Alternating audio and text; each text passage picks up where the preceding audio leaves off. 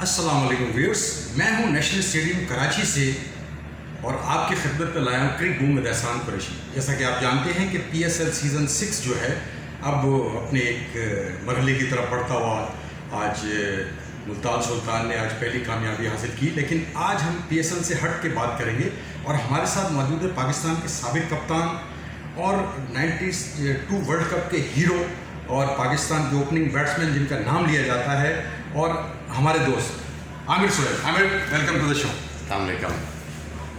हम डिस्कस करेंगे दो इश्यूज़ पे, ज़्यादा लंबे नहीं। एक तो नंबर 1 जो हफीज़ का इशू है जिसको क्रिकेट बोर्ड ने सही तरह टैकल नहीं किया, वो परेशान है। हालांकि ही स्कोरिंग कंसिस्टेंटली, लोग कहते हैं जनाब उम्र ज़्यादा हो गई है, लेकिन he has been the best player in 2020।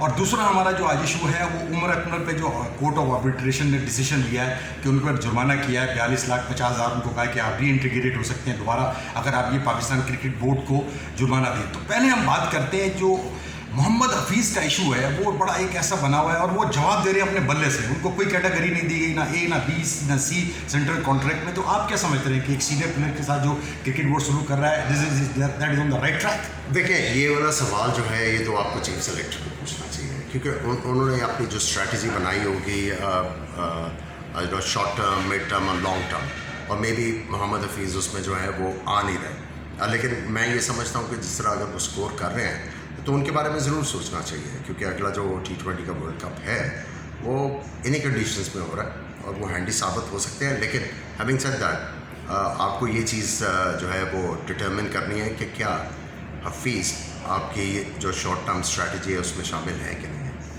अच्छा, जो वो कह रहे हैं कि मेरे साथ बबल का जो ट्रीटमेंट हुआ, मुझे साउथ अफ्रीका सीरीज़ के खिलाफ नहीं किया, सिर्फ 2 दिन का फ़र्क था, थोड़ा सा बबल का प्रॉब्लम था। हालांकि हमें ये नज़र आ रहा है कि अब बबल जो है ना हर तरफ बर्स्ट होता हुआ नज़र आ रहा है। आपने देखा है कि वायलेशंस हो रही है और हम भी यहाँ भी ये स्टेडियम में भी माहौल फील करता है कि उस लेवल का बायो सिक्योर बबल नहीं है जितना कि क्लेम किया जा रहा है। अब क्राउड भी ज़्यादा आ गया है। तो आप समझते हैं कि ये जो क्रिकेट बोर्ड का स्टेक था, थोड़ी सी आप समझते हैं लीनियंसी देनी चाहिए हफीज़ को? सीनियर प्लेयर है, परफॉर्मर है। तो देखिए, सारे जो क्रिकेट बोर्ड्स हैं इसके ऊपर जो है वो बिल्कुल कॉम्प्रोमाइज़ नहीं कर रहे। देखिए, यहाँ पे हफीज़ को भी जो है थोड़ी सी रिस्पॉन्सिबिलिटी दिखाने की ज़रूरत है। ठीक है, वो सीनियर प्लेयर हैं, उनका हक है पाकिस्तान क्रिकेट के ऊपर, लेकिन जो कोड ऑफ कॉन्डक्ट सबके लिए है वो फॉलो करने की ज़रूरत है। आई थिंक इसमें ईगो को शामिल नहीं होना चाहिए इधर साइड से, और जो भी प्रोटोकॉल्स इन प्लेस हैं उनको फॉलो होना चाहिए। और जहाँ तक आप ये बात करें कि यहाँ पे फॉलो नहीं हो रहे, लेकिन जहाँ तक क्रिकेट टीम्स की बात है और अगर हम कमेंटेटर्स की बात करें तो बबल को जो है वो जो प्रोटोकॉल्स हैं उनको तो बड़े रेजिमेंटली जो है उसको फॉलो किया जा रहा है। अच्छा, अब आप क्या समझते हैं कि मोहम्मद हफीज़ का क्या फ्यूचर है? क्योंकि जाहिर बात है जब वो रन्स कर रहे हैं, हम भी बाज़ औक़ात ये कहते थे यार इनकी उम्र बड़ी हो गई, उम्र रसीदा हो रहा है, लेकिन he scoring consistently, he is fit, he in performing in the PSL season से। आज भी उन्होंने 50 रन बनाए।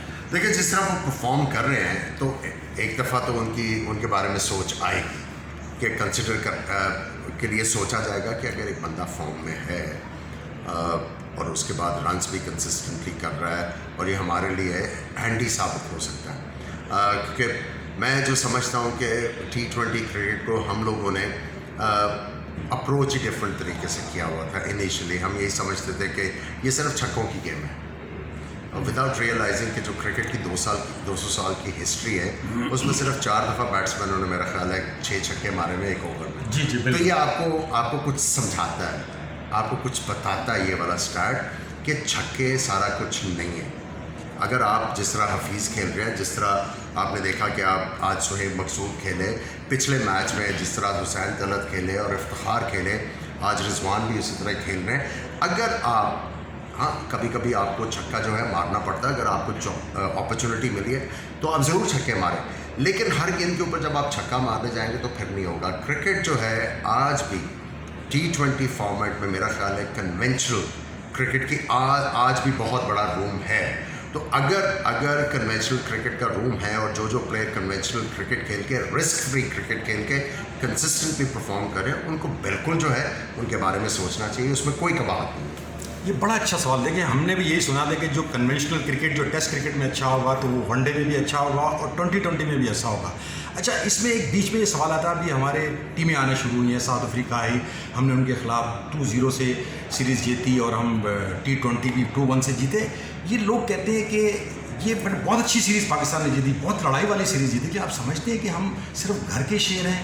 जब वो वहाँ से निकले थे वो नफसियाती तौर पर दबाव थे स्पिनर के खिलाफ। देखिए, जो साउथ अफ्रीकन क्रिकेट थी, जो सीरीज़ थी, वो पाकिस्तान के लिए बहुत इम्पोर्टेंट थी। काफ़ी अरसे से हम लोग हारते आ रहे थे और जो डिस्कनेक्ट जो है वो फैंस के साथ बढ़ते ही जा रहा था।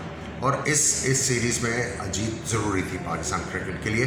और मुझे याद है मैंने अपने यूट्यूब के ऊपर यही कहा था कि भाई इसमें कोई शर्म की बात नहीं है कि अगर आप टर्निंग विकेट बनाएं, ऐसी कंडीशंस क्रिएट करें जिससे आप आराम से ये सीरीज़ जीत जाएं। और जीत के एक दफ़ा जब कॉन्फिडेंस बहाल हो तो फिर आप सोचना शुरू करें कि हमने बाहर जाके किस तरह जीतना है। बाहर जाके जीतने के लिए आपको जो है इन्वेस्टमेंट करनी पड़ेगी पिचेस के ऊपर। और मैं काफ़ी अरसे से कह रहा हूँ कि अगर आपकी छोटी जो क्रिकेट है वो अगर सीमेंट के ऊपर दोबारा से आ जाए तो उसमें कोई कबाहत नहीं, क्योंकि अगर आपने जो टर्फ के ऊपर मैचेस कराने हैं वो पिचेस ही नहीं ठीक होगी, उसकी मेंटेनेंस ही नहीं होगी, तो उसका फ़ायदा कोई नहीं होगा सिर्फ टर्फ पिचेस का।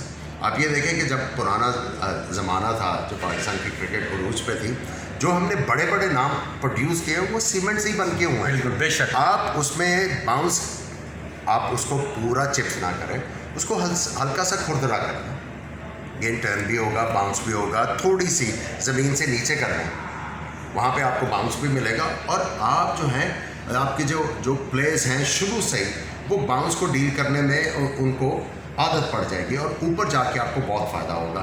सो मैं ये समझता हूँ कि अगर आपने होम सीरीज देखे, इंडिया भी तो जीत रहा है ना टर्निंग क्रिकेट में, कोई कबाहत नहीं। यही सवाल मेरा अगला था।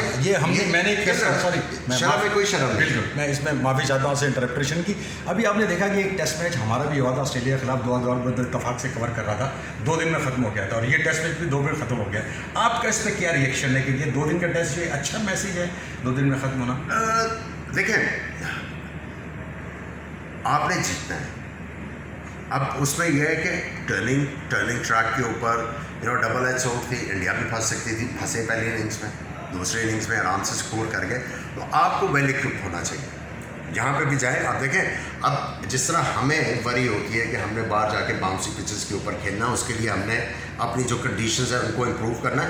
इसी तरह बाकी टीमें भी जो हैं, जो इंडिया या सब कॉन्टिनेंट में आके खेलती हैं, वो स्ट्रगल करती है, वो भी सोचेंगी कि हमने इसमें बेहतरी किस तरह लेके आनी है। जिस तरह हम लोग गोरे कोचेस जो हैं वो बाहर से लेके आते हैं, मे बी इट्स टाइम को गोरों को सोचना है कि हमारे जो सब कॉन्टिनेंट के प्लेयर्स हैं, जिस तरह जावेद मियां दाद है या इंडिया से बड़े नाम हैं, उनको ला के अपने यंगस्टर्स के साथ इन्वॉल्व करें और उनको बताएं कि स्पिनर्स के साथ डील किस तरह करना है। सो इसी तरह जब आप एक दूसरे की हेल्प करोगे तो क्रिकेट में जो कॉन्टेस्ट है वो जब इक्वल होगा, जितनी भी टेस्ट प्लेइंग नेशंस हैं, तो क्रिकेट का और ज़्यादा मज़ा आएगा।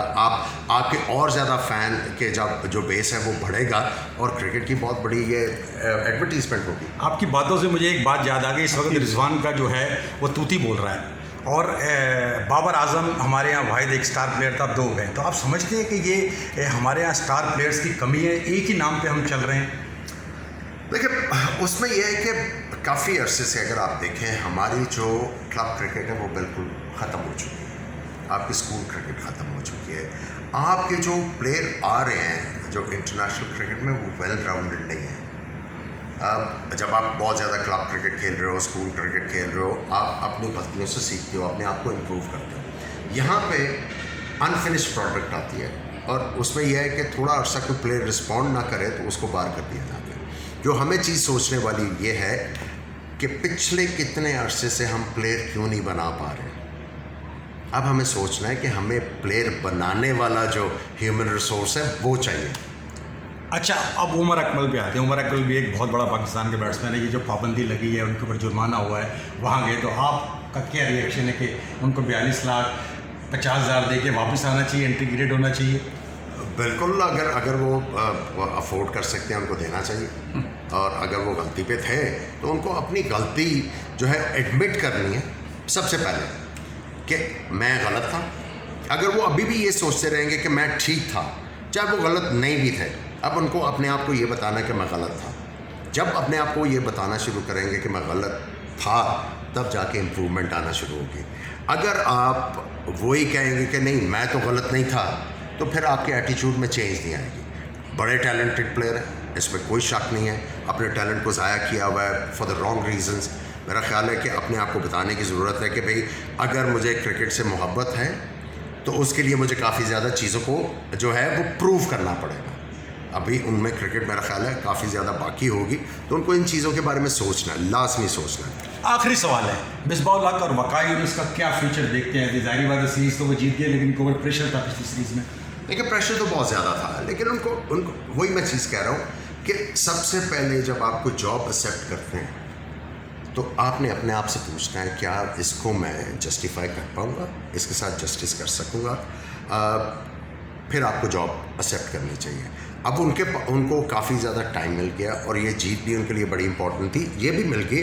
अब उन्होंने अपनी वर्किंग में निखार लेके आना है।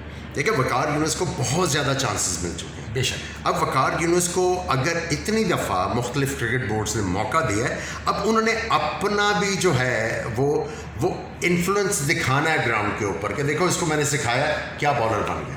प्लेयरों से उनके कहते हैं ताल्लुकात अच्छे नहीं रहते, फादरली फिगर नहीं, आखिरी चंद सेकंड। देखिए बात सिंपल सी है कि एक कोच आपके लिए जो चीज़ें क्रिकेट में काम की हैं वो ज़रूरी नहीं है कि वो किसी और के लिए काम करे। आपने सबसे पहले ये देखना है कि ये बंदा है, इसकी ये टेक्निक है, अगर इसकी टेक्निक में निखार लाने के लिए ये चीज़ की जाए तो इसका इस बंदे को भी फ़ायदा होगा, टीम को भी फ़ायदा होगा। आपने ये नहीं करना कि वो मैंने ये किया था तो ये हो गया, वो हो गया, वो माजी है। हाँ, आप उसमें यह है कि आप मेंटोर तो बन सकते हो, कोच नहीं। कोच के लिए और रिक्वायरमेंट्स है। देखिए जिस तरह जावेद मियांदाद खेलते थे ना, मैं खेल सकता था, ना सईद अनवर खेल सकता था, ना इंजमाम, ना कोई और। जावेद मियांदाद का अपना स्टाइल ऑफ बैटिंग था, इंजमाम का अपना था, सईद अनवर का अपना था। हाँ, उसमें से थोड़ी सी चीज़ें तो आप ले सकते हो, लेकिन बिल्कुल उस तरह नहीं बन सकते। सो कोचेस को जो चीज़ सीखने वाली है वो ये है कि अगला प्लेयर कहाँ पे वीक है, उसको हमने क्या करवाना है, क्या एडजस्टमेंट करवानी है जिससे वो बेहतर प्लेयर बन सकता है। अगर उसकी टेक्निक में झोल है तो आपने उसको टेक्निकली वेल करना है। अगर वो मेंटली वीक है तो उसको कॉन्फिडेंस देने की ज़रूरत है। कॉन्फिडेंस उसके लिए इस तरह की इन्वायरमेंट पैदा करनी है जिसमें उसको बिलीव आना शुरू हो जाए। फिटनेस का अगर प्रॉब्लम है वो आपने इम्प्रूव कराना। सो चीज़ें हैं जो आपके कोच को डिटर्मिन करनी है और फिर सही वाली इंफॉर्मेशन दे के प्लेयर को वेल राउंडेड बनाना है। और मैं आपको ये बता रहा हूँ कि कई दफ़ा एक बहुत अच्छा प्लेयर चल रहा है, उसको रॉन्ग इन्फॉर्मेशन मिले, उसकी आप क्रिकेट डिस्ट्रॉय कर देते हैं। सो एज ए कोच आपके ऊपर रिस्पॉन्सिबिलिटी है कि जो भी इंफॉर्मेशन देनी है उससे इम्प्रूवमेंट आए, काम ख़राब ना हो। सो ये चीज़ें इनको दिमाग में रख के आगे चलना है। और मैं समझता हूँ कि अब इनके ऊपर जो है वो बहुत लाजमी है कि इनको अपना इन्फ्लुएंस दिखाना है और वो शो हो ग्राउंड के ऊपर कि हाँ ये दो बड़े नाम जो आए हुए हैं, इनकी वजह से चीज़ें डिफरेंट होनी शुरू हुई हैं जो अब तक नज़र नहीं आ रहा। आमिर सोहेल पाकिस्तान के लेजेंडरी ओपनर, जब बात करते हैं सईद अनवर और आमिर सोहेल का नाम आता है। Thank you very much for your precious time. We hope that Pakistan cricket will get a good message out of. तो हम आपको यहाँ से नेशनल स्टेडियम से कहते हैं खुदा हाफिज़।